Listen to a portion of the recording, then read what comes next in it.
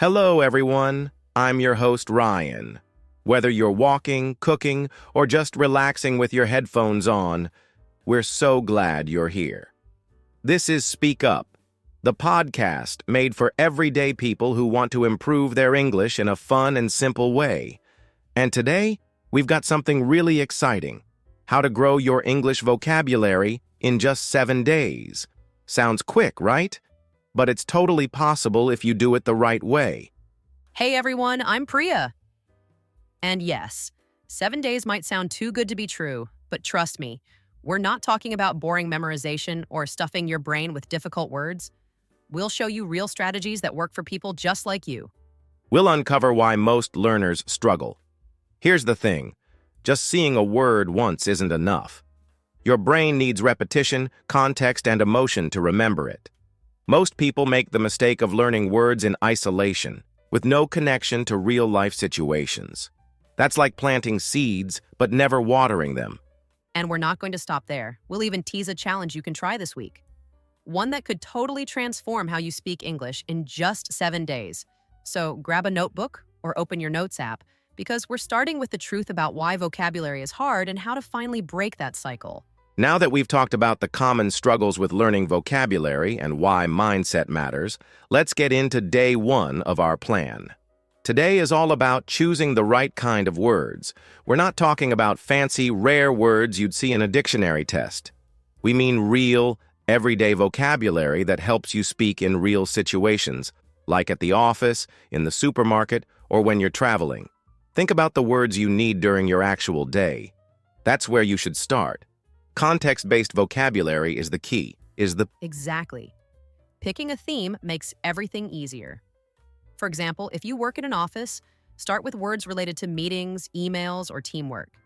If you're a student, focus on school and study terms. You can also choose themes like food, travel, or shopping. When you build your vocabulary this way, your brain knows where and how to use each word. It becomes automatic. And here's a simple tip. Just open your favorite YouTube video or TV show and write down the words people actually use. That's such a great idea. I personally recommend starting with around 10 to 15 words for each theme. But here's the important part. Don't just write down the words. Add one sentence for each word, something you would say in real life. Like if your word is receipt, your sentence could be, I asked for a receipt after buying shoes. When you do this, you're not just learning vocabulary, you're learning how to use vocabulary. That's the real difference. Totally. And don't worry if you're not sure about the sentence at first. That's where tools come in. Google Dictionary is helpful, but I really love Oxford Learner's Dictionary because it gives example sentences made for English learners. Another amazing one is Youglish. Just type your word in there and you'll see real people using it in YouTube videos. You'll hear the pronunciation, tone, and how the word fits into real conversation. It's like free listening practice too. Also, when you're building your list, don't be afraid to mix a few verbs, nouns, and even common phrases. Like instead of only learning the word travel, add go on a trip or book a flight. It gives you more ways to express the same idea. And hey, this is your list. Make it personal. If you use public transport every day, words like ticket, station, and delay are gold. The more relevant your list, the more likely you are to remember and use it. Yes, the biggest mistake people make is collecting random words that don't mean anything in their daily life. That's just another form of passive learning. But when you use context, your job, your routines, your hobbies, suddenly English becomes part of your world. So today, we challenge you. Pick one theme, find 10 to 15 useful words, and create a mini vocabulary list with sample sentences. Just that. It's simple, it's quick, and it's super powerful. So now that you've got your context-based vocabulary list from day 1, it's time to make sure those words stick. Today's focus is on flashcards, and not just the old-school way. Whether you like paper flashcards or use apps like Anki or Quizlet, the idea is the same. You write the word on one side, and on the other side include the meaning, one example sentence, and even an image if you can. Trust me, vocabulary flashcards are simple, but super effective when used right. Exactly.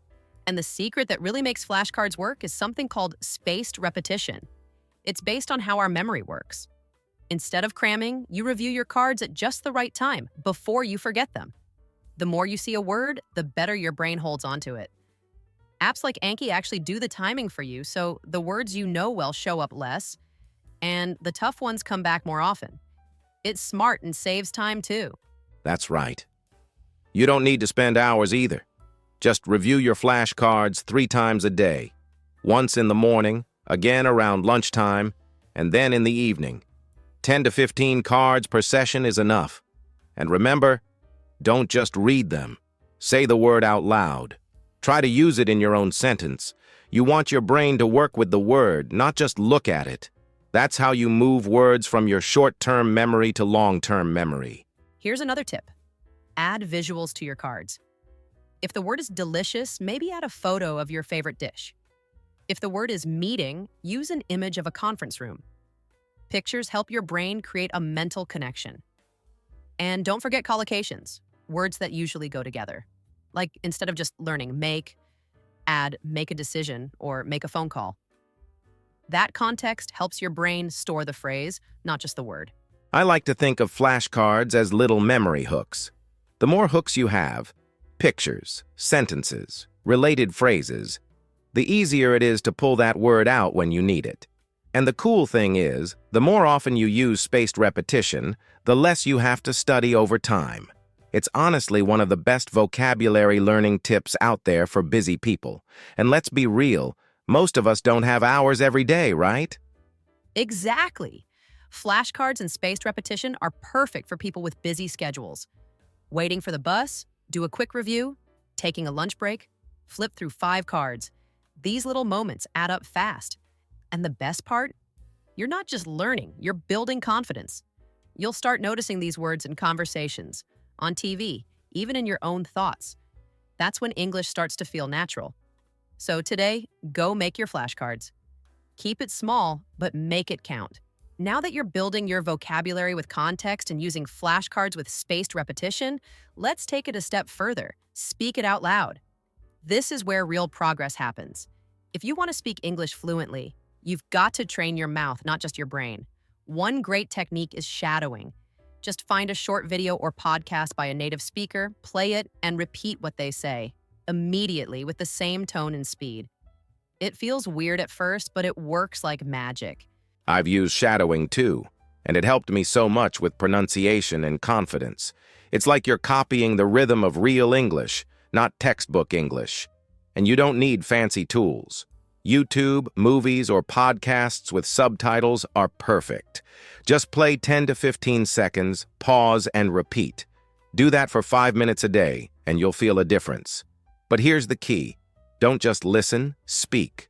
You've got to use your vocabulary in speaking, or it won't stick. Exactly.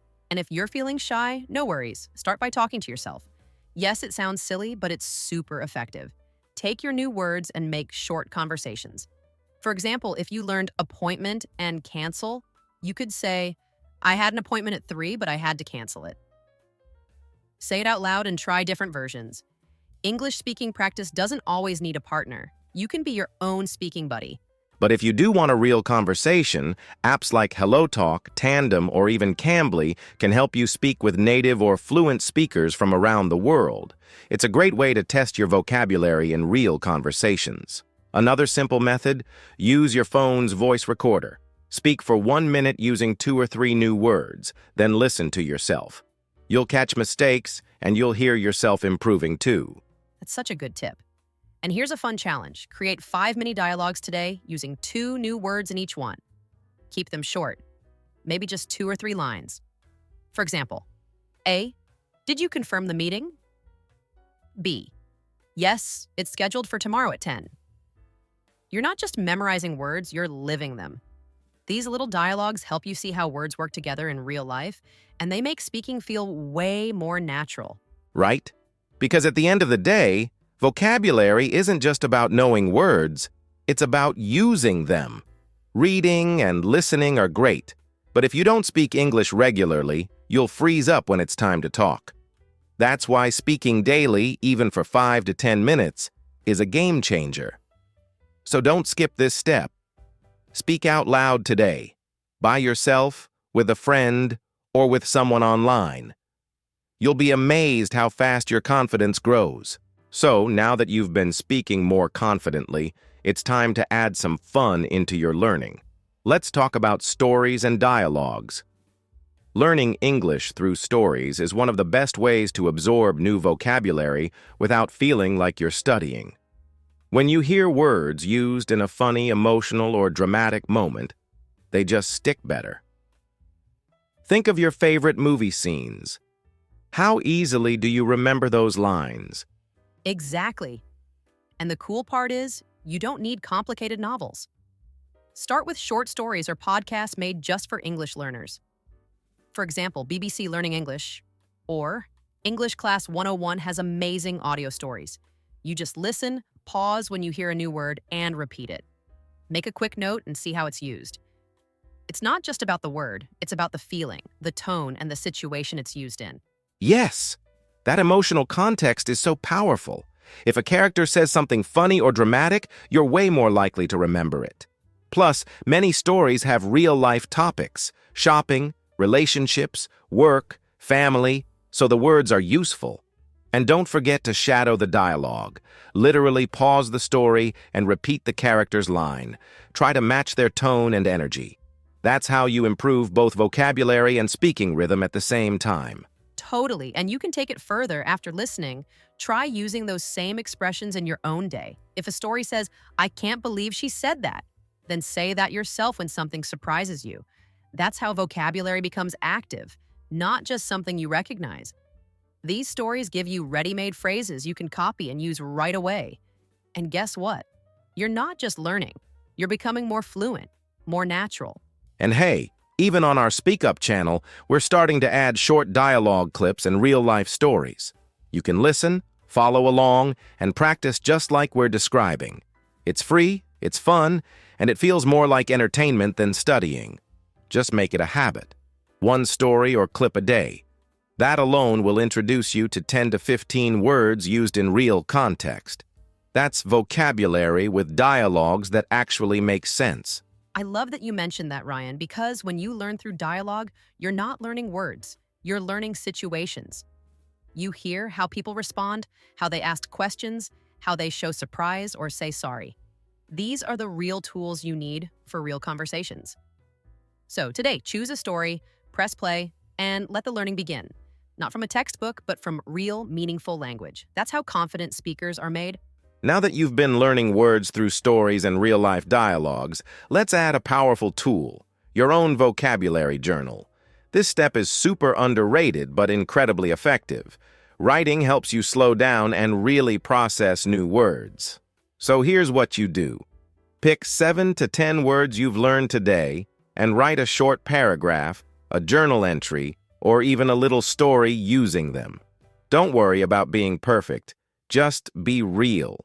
That's the key, Ryan, being real. This isn't a grammar test. It's your space to experiment and connect with the words. Maybe you learned the word disappointed. Use it in your journal. I felt disappointed when I missed my train, but I used the time to listen to English podcasts. Boom, real feeling, real context, and a word that now means something personal to you. That's how Right to Learn English becomes powerful. Exactly. You can even take it one step further. Next to each new word, write a synonym and an antonym. For example, if your word is happy, write joyful as a synonym and sad as an antonym. This builds connections in your brain and helps words stick. Also, write a quick note about how that word made you feel or when you might use it in your own life. That emotional link improves memory like crazy. And don't overthink the writing. Even 5 or 6 sentences is enough. Just be consistent. You're not only building vocabulary, you're also building confidence. When you write daily, you'll start to see patterns in your English.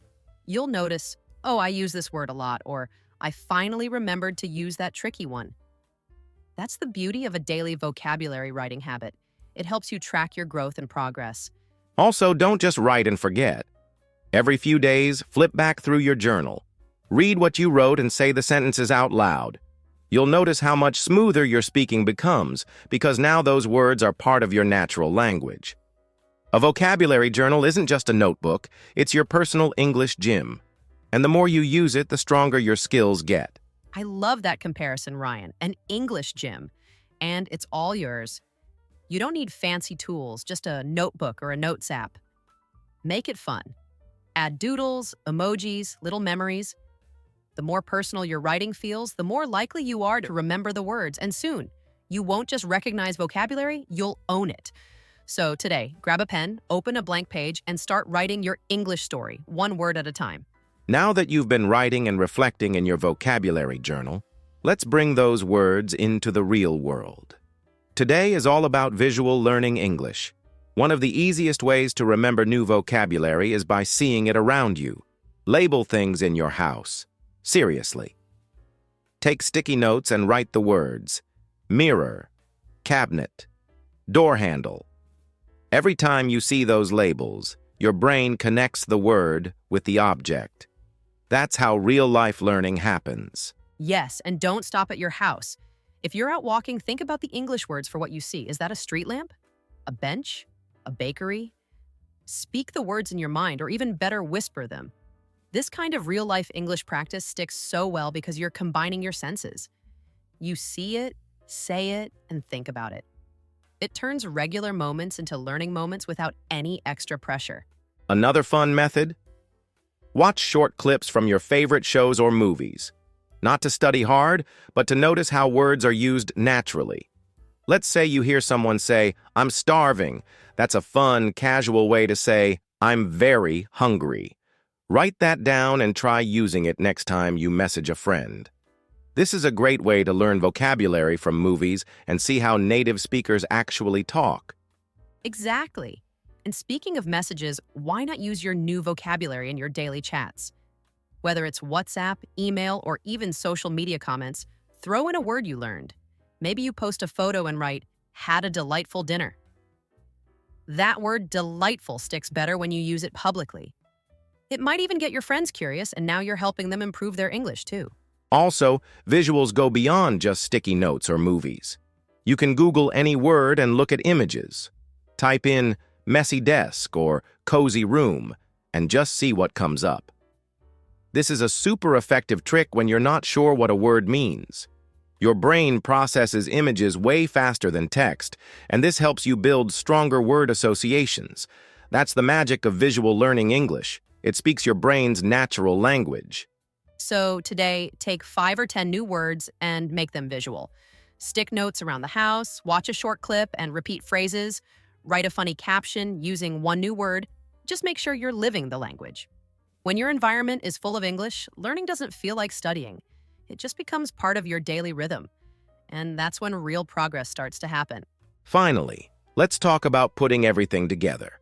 You've made it to day 7, and that's something to feel proud of. Over the past 6 days, you've learned, practiced, spoken, written, and even labeled your world with new vocabulary. Now it's time to review all 70 to 100 words you've collected. Take 15 minutes and flip through your flashcards, journal, sticky notes, whatever you've used. This is your final vocabulary test, and the cool part? You created it yourself. Yes, and here's your big challenge for today. Try speaking for 3 full minutes using at least 10 of your new words. You can talk about your day, your favorite movie, or even your breakfast. Just use the vocabulary. If you're shy, record a voice note to yourself.